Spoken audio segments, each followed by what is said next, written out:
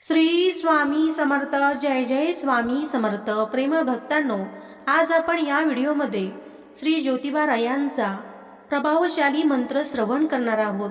डोळे अलगद मिटा, एक दीर्घ श्वास घ्या आणि हळूहळू श्वास सोडा. मनातले सगळे विचार काही क्षणासाठी बाजूला ठेवा. आजचा दिवस कसा गेला, काय मिळालं, काय गमावलं, कोणी आपलं राहिलं, कोणी दूर गेलं, या सगळ्या विचारांपासून थोडं दूर व्हा. कारण या क्षणी आपण आपल्या ज्योतिबा महाराजांच्या चरणी आलो आहोत. मनात फक्त एकच भावना ठेवा, ज्योतिबा महाराज माझ्या सोबत आहेत. आणि प्रेमाने म्हणा, ज्योतिबाच्या नावानं सांग भलं. आपल्या आयुष्यात संकट आली की आपण अनेकदा विचारतो, हे माझ्याच वाट्याला का, माझ्या बरोबरच असं का होतं, आता पुढे काय होणार. पण कदाचित देव संकट देत नसतो. देव आपल्यामध्ये लपलेली शक्ती आपल्याला दाखवत असतो. जसं अंधारात दिवा पेटल्यावर आपल्याला आपला मार्ग दिसतो, तसंच श्रद्धेची एक छोटीशी ज्योत मनात पेटली की मोठ्यात मोठ्या संकटातूनही माणूस मार्ग काढू शकतो. आणि म्हणूनच आज आपण श्री ज्योतिबा गायत्री मंत्राचा जप करणार आहोत. मंत्र असा आहे: ओम केदारेश्वराय विद्महे ज्योतिरूपाय धीमहि तन्नो ज्योतिबा प्रचोदयात. हे ज्योतिरूपा, माझ्या मनातही तुझ्यासारखाच प्रकाश दे. जिथे भीती आहे तिथे धैर्य दे, जिथे अंधार आहे तिथे तुझा प्रकाश दे.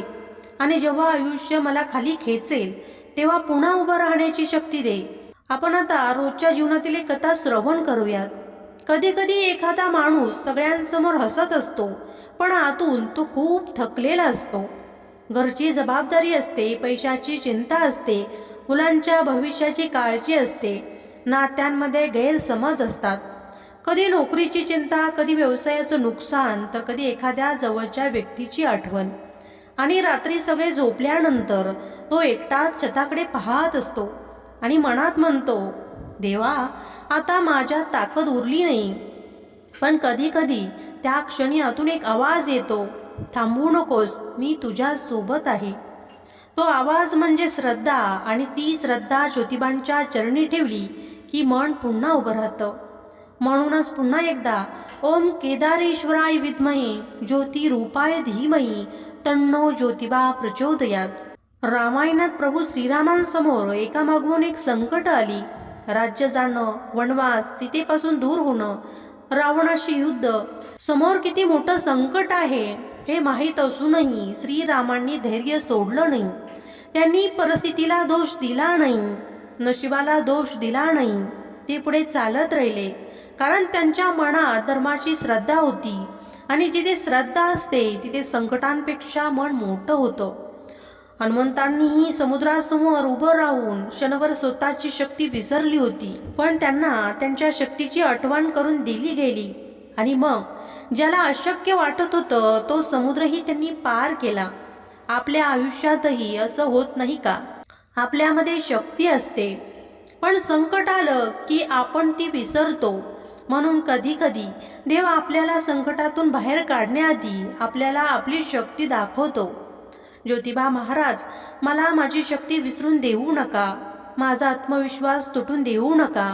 आणि संकट कितीही मोठं असलं तरी माझ्या मनात तुझ्या नावाची ज्योत तेवत ठेवा. परत एकदा ज्योतिबाच्या नावाने चांग भलं. महाभारतात अर्जुनाच्या आयुष्यातही एक क्षण असा होता की जिथे त्याच्या हातातून गांडीव खाली पडलं. समोर आपलीच माणसं होती, मनात प्रेम होतं, भीती होती, गोंधळ होता.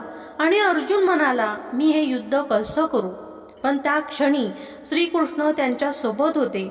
कृष्णाने फक्त त्याला युद्ध करायला सांगितलं नाही, त्याला कर्तव्याची जाणीव करून दिली. त्याला सांगितलं, तुझं काम प्रयत्न करणं आहे, धर्माने चालणं आहे, कर्तव्य निभावणं आहे.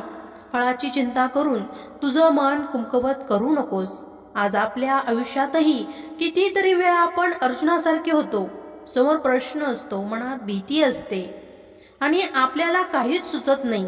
अशा वेळी कदाचित आपल्यालाही कृष्णासारखा एक आधार हवा असतो. आणि तो आधार आपण ज्योतिबांच्या चरणी शोधू शकतो. देवा, माझ्या आयुष्यातील प्रत्येक कठीण प्रसंगी माझ्या मनाला योग्य दिशा द्या. माझं मन गोंधळलं तर तुझ्या नावाची आठवण करून द्या.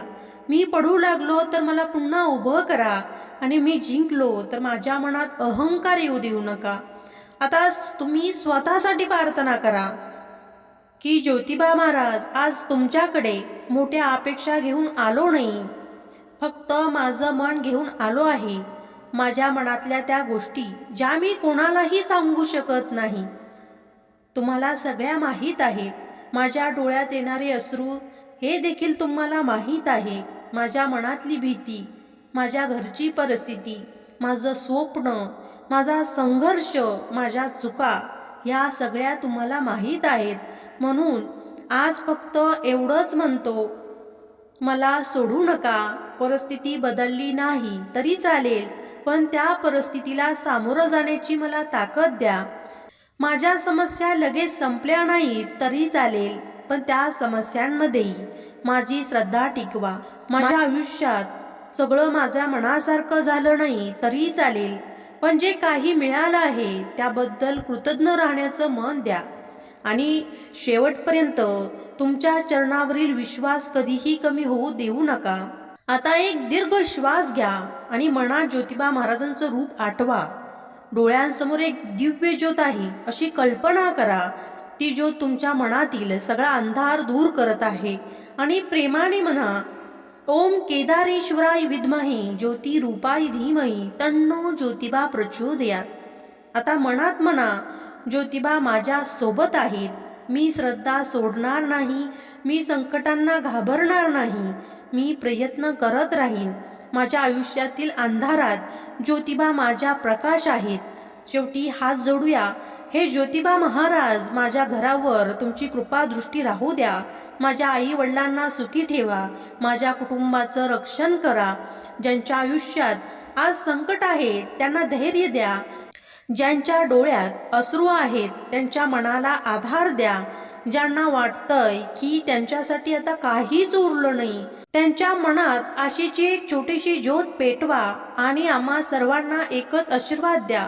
संकट कितीही मोठं असलं तरी तुमच्यावरची श्रद्धा कधीही छोटी होऊ नये. ज्योतिबाच्या नावाने चांग भलं, चांग भलं, चांग भलं. चला तर मग मंत्राला सुरुवात करूया. तत्पूर्वी तुम्ही चॅनलवरती नवीन असाल तर चॅनलला लाईक आणि सबस्क्राईब केल्याशिवाय पुढे जाऊ नका. ज्योतिबा रायांची कृपा तुम्हाला 100% लाभेल. ओम केदारेश्वराय विद्महे ज्योतिरूपाय धीमहि तन्नो ज्योतिबा प्रचोदयात्. ओम केदारेश्वराय विद्महे ज्योतिरूपाय धीमहि तन्नो ज्योतिबा प्रचोदयात्. ओम केदारेश्वराय विद्महे ज्योतिरूपाय धीमहि तन्नो ज्योतिबा प्रचोदयात्. ओम केदारेश्वराय विद्महे ज्योतिरूपाय धीमहि तन्नो ज्योतिबा प्रचोदयात्. ओम केदारेश्वराय विद्महे ज्योतिरूपाय धीमहि तन्नो ज्योतिबा प्रचोदयात्. ओम केदारेश्वराय विद्महे ज्योतिरूपाय धीमहि तन्नो ज्योतिबा प्रचोदयात्. ओम केदारेश्वराय विद्महे ज्योतिरूपाय धीमहि तन्नो ज्योतिबा प्रचोदयात्. ओम केदारेश्वराय विद्महे ज्योतिरूपाय धीमहि तन्नो ज्योतिबा प्रचोदयात्. ओम केदारेश्वराय विद्महे ज्योतिरूपाय धीमहि तन्नो ज्योतिबा प्रचोदयात्. ओम केदारेश्वराय विद्महे ज्योतिरूपाय धीमहि तन्नो ज्योतिबा प्रचोदयात्. ओम केदारेश्वराय विद्महे ज्योतिरूपाय धीमहि तन्नो ज्योतिबा प्रचोदयात्. ओम केदारेश्वराय विद्महे ज्योतिरूपाय धीमहि तन्नो ज्योतिबा प्रचोदयात्. ओम केदारेश्वराय विद्महे ज्योतिरूपाय धीमहि तन्नो ज्योतिबा प्रचोदयात्. ओम केदारेश्वराय विद्महे ज्योतिरूपाय धीमहि तन्नो ज्योतिबा प्रचोदयात्. ओम केदारेश्वराय विद्महे ज्योतिरूपाय धीमहि तन्नो ज्योतिबा प्रचोदयात्. ॐ केदारेश्वराय विद्महे ज्योतिरूपाय धीमहि तन्नो ज्योतिबा प्रचोदयात्। ॐ केदारेश्वराय विद्महे ज्योतिरूपाय धीमहि तन्नो ज्योतिबा प्रचोदयात्। ॐ केदारेश्वराय विद्महे ज्योतिरूपाय धीमहि तन्नो ज्योतिबा प्रचोदयात्। ॐ केदारेश्वराय विद्महे ज्योतिरूपाय धीमहि तन्नो ज्योतिबा प्रचोदयात्। ॐ केदारेश्वराय विद्महे ज्योतिरूपाय धीमहि तन्नो ज्योतिबा प्रचोदयात्। ॐ केदारेश्वराय विद्महे ज्योतिरूपाय धीमहि तन्नो ज्योतिबा प्रचोदयात्। ॐ केदारेश्वराय विद्महे ज्योतिरूपाय धीमहि तन्नो ज्योतिबा प्रचोदयात्। ॐ केदारेश्वराय विद्महे ज्योतिरूपाय धीमहि तन्नो ज्योतिबा प्रचोदयात्। ॐ केदारेश्वराय विद्महे ज्योतिरूपाय धीमहि तन्नो ज्योतिबा प्रचोदयात्।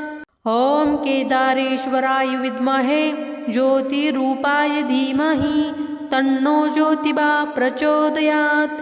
ॐ केदारेश्वराय विद्महे ज्योतिरूपाय धीमहि तन्नो ज्योतिबा प्रचोदयात्। ॐ केदारेश्वराय विद्महे ज्योतिरूपाय धीमहि तन्नो ज्योतिबा प्रचोदयात्। ॐ केदारेश्वराय विद्महे ज्योतिरूपाय धीमहि तन्नो ज्योतिबा प्रचोदयात्। ॐ केदारेश्वराय विद्महे ज्योतिरूपाय धीमहि तन्नो ज्योतिबा प्रचोदयात्।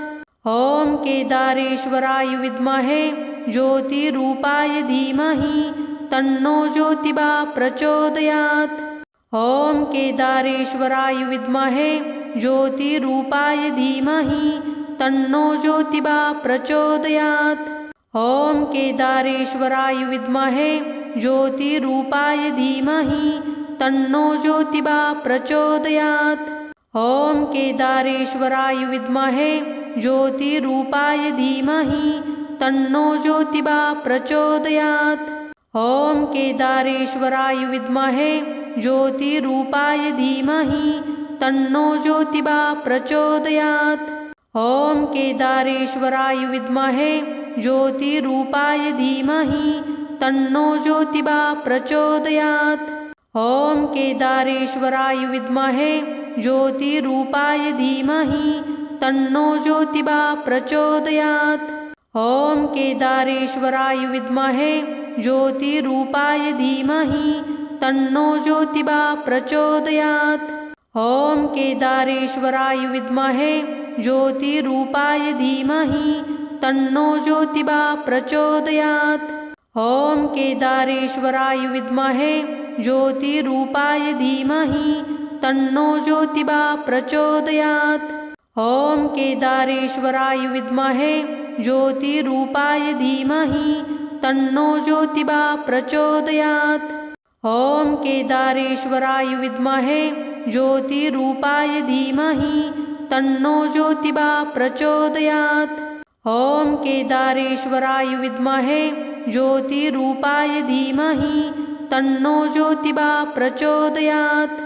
ॐ केदारेश्वराय विद्महे ज्योतिरूपाय धीमहि तन्नो ज्योतिबा प्रचोदयात्। ॐ केदारेश्वराय विद्महे ज्योतिरूपाय धीमहि तन्नो ज्योतिबा प्रचोदयात्। ॐ केदारेश्वराय विद्महे ज्योतिरूपाय धीमहि तन्नो ज्योतिबा प्रचोदयात्। ॐ केदारेश्वराय विद्महे ज्योतिरूपाय धीमहि तन्नो ज्योतिबा प्रचोदयात्। ॐ केदारेश्वराय विद्महे ज्योतिरूपाय धीमहि तन्नो ज्योतिबा प्रचोदयात्। ॐ केदारेश्वराय विद्महे ज्योतिरूपाय धीमहि तन्नो ज्योतिबा प्रचोदयात्।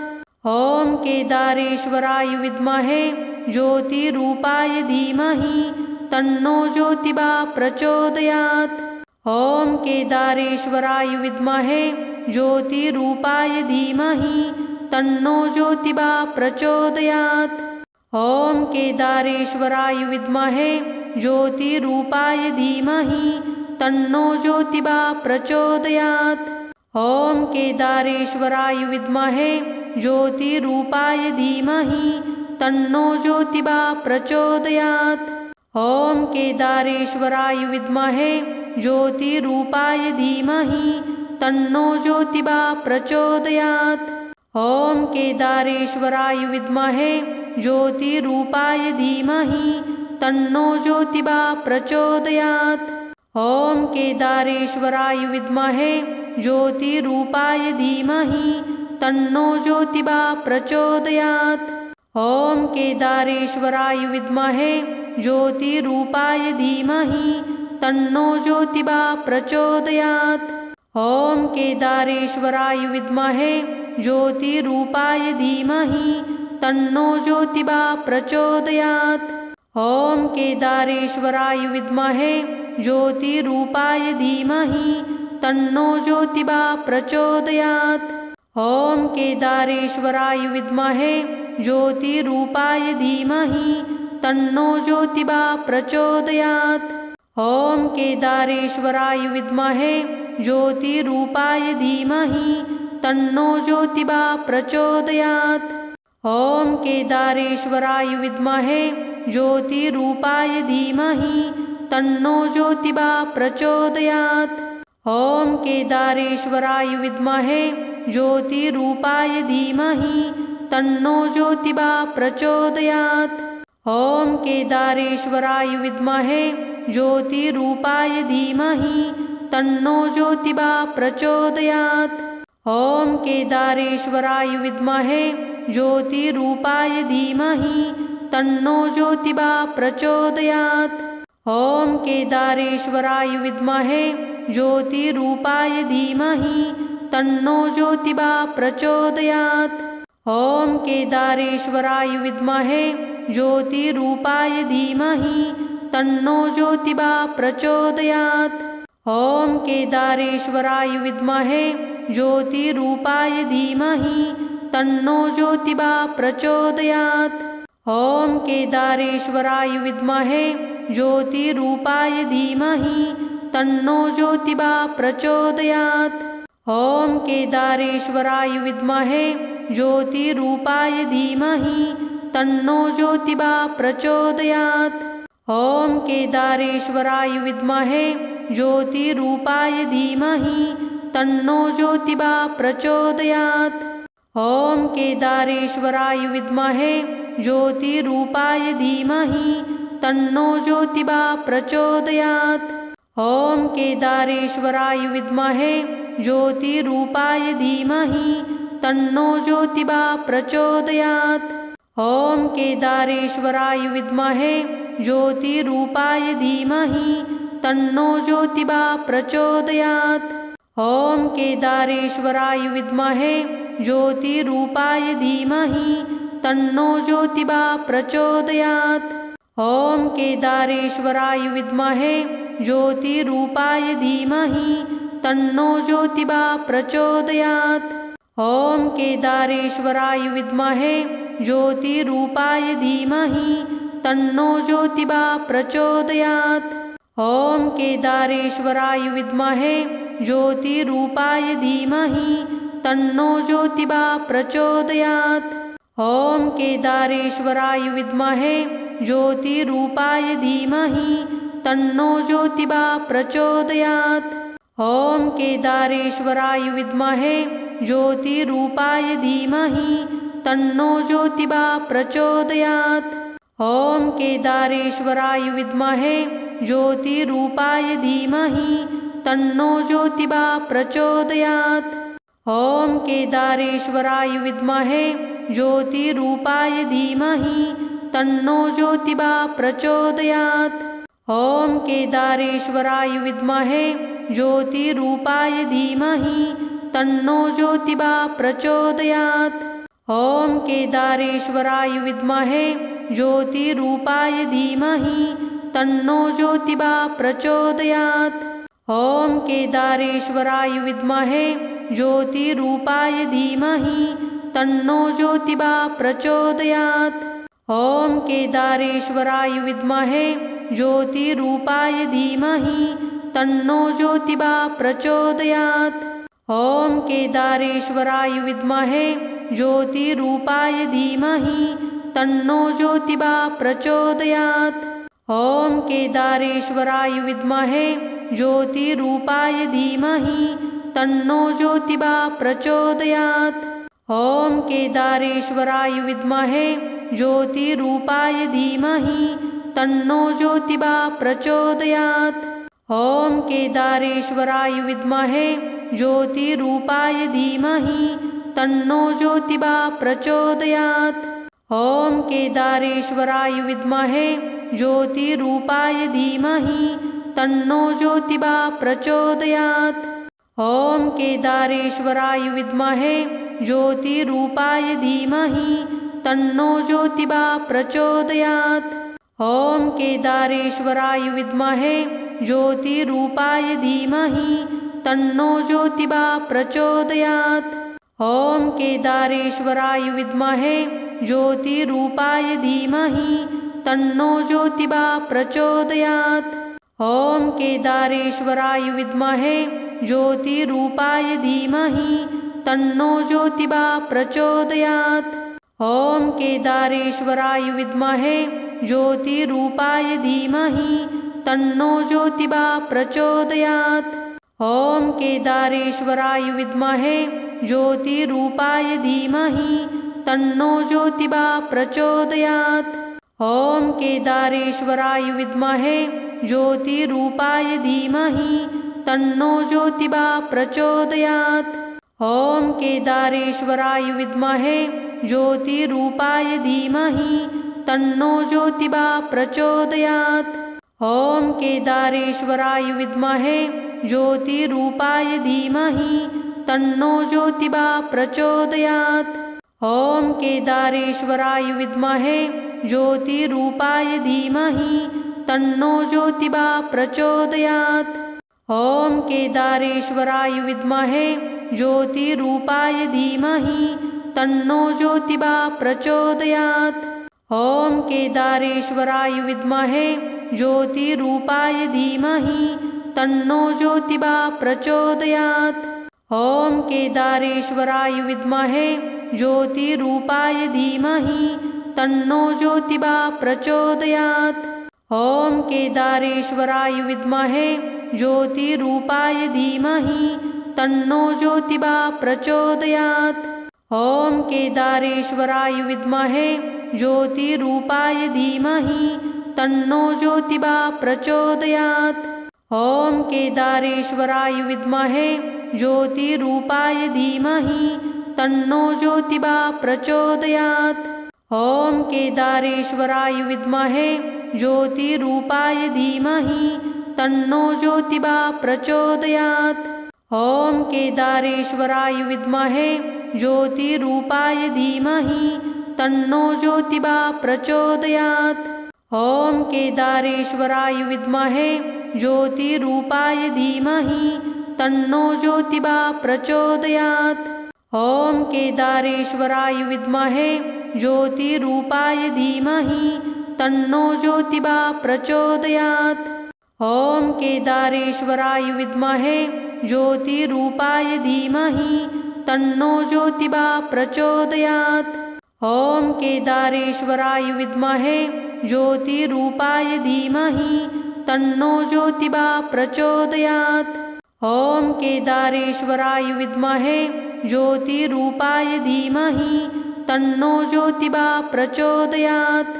ॐ केदारेश्वराय विद्महे ज्योतिरूपाय धीमहि तन्नो ज्योतिबा प्रचोदयात्। ॐ केदारेश्वराय विद्महे ज्योतिरूपाय धीमहि तन्नो ज्योतिबा प्रचोदयात्। ॐ केदारेश्वराय विद्महे ज्योतिरूपाय धीमहि तन्नो ज्योतिबा प्रचोदयात्। ॐ केदारेश्वराय विद्महे ज्योतिरूपाय धीमहि तन्नो ज्योतिबा प्रचोदयात्। ॐ केदारेश्वराय विद्महे ज्योतिरूपाय धीमहि तन्नो ज्योतिबा प्रचोदयात्। ॐ केदारेश्वराय विद्महे ज्योतिरूपाय धीमहि तन्नो ज्योतिबा प्रचोदयात्। ॐ केदारेश्वराय विद्महे ज्योतिरूपाय धीमहि तन्नो ज्योतिबा प्रचोदयात्। ॐ केदारेश्वराय विद्महे ज्योतिरूपाय धीमहि तन्नो ज्योतिबा प्रचोदयात्। ॐ केदारेश्वराय विद्महे ज्योतिरूपाय धीमहि तन्नो ज्योतिबा प्रचोदयात्। ॐ केदारेश्वराय विद्महे ज्योतिरूपाय धीमहि तन्नो ज्योतिबा प्रचोदयात्। ॐ केदारेश्वराय विद्महे ज्योतिरूपाय धीमहि तन्नो ज्योतिबा प्रचोदयात्। ॐ केदारेश्वराय विद्महे ज्योतिरूपाय धीमहि तन्नो ज्योतिबा प्रचोदयात्। ॐ केदारेश्वराय विद्महे ज्योतिरूपाय धीमहि तन्नो ज्योतिबा प्रचोदयात्। ॐ केदारेश्वराय विद्महे ज्योतिरूपाय धीमहि तन्नो ज्योतिबा प्रचोदयात्। ॐ केदारेश्वराय विद्महे ज्योतिरूपाय धीमहि तन्नो ज्योतिबा प्रचोदयात्। ॐ केदारेश्वराय विद्महे ज्योतिरूपाय धीमहि तन्नो ज्योतिबा प्रचोदयात्। ॐ केदारेश्वराय विद्महे ज्योतिरूपाय धीमहि तन्नो ज्योतिबा प्रचोदयात्। ॐ केदारेश्वराय विद्महे ज्योतिरूपाय धीमहि तन्नो ज्योतिबा प्रचोदयात्। ॐ केदारेश्वराय विद्महे ज्योतिरूपाय धीमहि तन्नो ज्योतिबा प्रचोदयात्। ॐ केदारेश्वराय विद्महे ज्योतिरूपाय धीमहि तन्नो ज्योतिबा प्रचोदयात्। ॐ केदारेश्वराय विद्महे ज्योतिरूपाय धीमहि तन्नो ज्योतिबा प्रचोदयात्। ॐ केदारेश्वराय विद्महे ज्योतिरूपाय धीमहि तन्नो ज्योतिबा प्रचोदयात्। ॐ केदारेश्वराय विद्महे ज्योतिरूपाय धीमहि तन्नो ज्योतिबा प्रचोदयात्। ॐ केदारेश्वराय विद्महे ज्योतिरूपाय धीमहि तन्नो ज्योतिबा प्रचोदयात्। ॐ केदारेश्वराय विद्महे ज्योतिरूपाय धीमहि तन्नो ज्योतिबा प्रचोदयात्। ॐ केदारेश्वराय विद्महे ज्योतिरूपाय धीमहि तन्नो ज्योतिबा प्रचोदयात्। ॐ केदारेश्वराय विद्महे ज्योतिरूपाय धीमहि तन्नो ज्योतिबा प्रचोदयात्। ॐ केदारेश्वराय विद्महे ज्योतिरूपाय धीमहि तन्नो ज्योतिबा प्रचोदयात्। ॐ केदारेश्वराय विद्महे ज्योतिरूपाय धीमहि तन्नो ज्योतिबा प्रचोदयात्। ॐ केदारेश्वराय विद्महे ज्योतिरूपाय धीमहि तन्नो ज्योतिबा प्रचोदयात्। ॐ केदारेश्वराय विद्महे ज्योतिरूपाय धीमहि तन्नो ज्योतिबा प्रचोदयात्।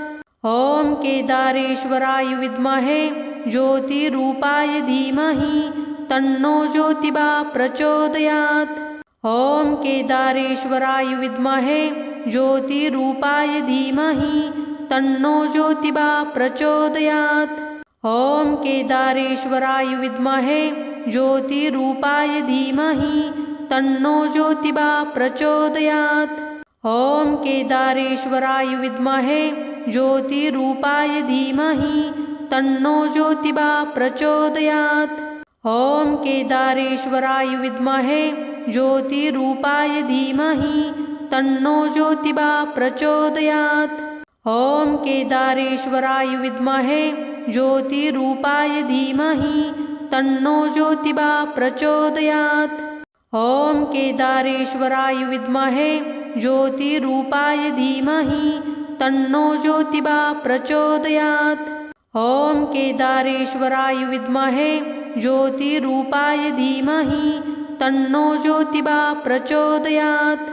ॐ केदारेश्वराय विद्महे ज्योतिरूपाय धीमहि तन्नो ज्योतिबा प्रचोदयात्।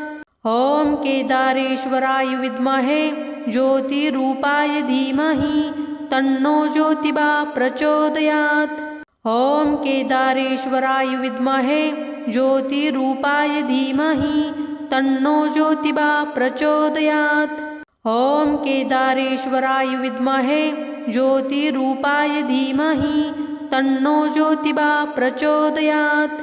ॐ केदारेश्वराय विद्महे ज्योतिरूपाय धीमहि तन्नो ज्योतिबा प्रचोदयात्। ॐ केदारेश्वराय विद्महे ज्योतिरूपाय धीमहि तन्नो ज्योतिबा प्रचोदयात्। ॐ केदारेश्वराय विद्महे ज्योतिरूपाय धीमहि तन्नो ज्योतिबा प्रचोदयात्। ॐ केदारेश्वराय विद्महे ज्योतिरूपाय धीमहि तन्नो ज्योतिबा प्रचोदयात्। ॐ केदारेश्वराय विद्महे ज्योतिरूपाय धीमहि तन्नो ज्योतिबा प्रचोदयात्। ॐ केदारेश्वराय विद्महे ज्योतिरूपाय धीमहि तन्नो ज्योतिबा प्रचोदयात्। ॐ केदारेश्वराय विद्महे ज्योतिरूपाय धीमहि तन्नो ज्योतिबा प्रचोदयात्। ॐ केदारेश्वराय विद्महे ज्योतिरूपाय धीमहि तन्नो ज्योतिबा प्रचोदयात्। ॐ केदारेश्वराय विद्महे ज्योतिरूपाय धीमहि तन्नो ज्योतिबा प्रचोदयात्। ॐ केदारेश्वराय विद्महे ज्योतिरूपाय धीमहि तन्नो ज्योतिबा प्रचोदयात्। ॐ केदारेश्वराय विद्महे ज्योतिरूपाय धीमहि तन्नो ज्योतिबा प्रचोदयात्। ॐ केदारेश्वराय विद्महे ज्योतिरूपाय धीमहि तन्नो ज्योतिबा प्रचोदयात्। ॐ केदारेश्वराय विद्महे ज्योतिरूपाय धीमहि तन्नो ज्योतिबा प्रचोदयात्। ॐ केदारेश्वराय विद्महे ज्योतिरूपाय धीमहि तन्नो ज्योतिबा प्रचोदयात्।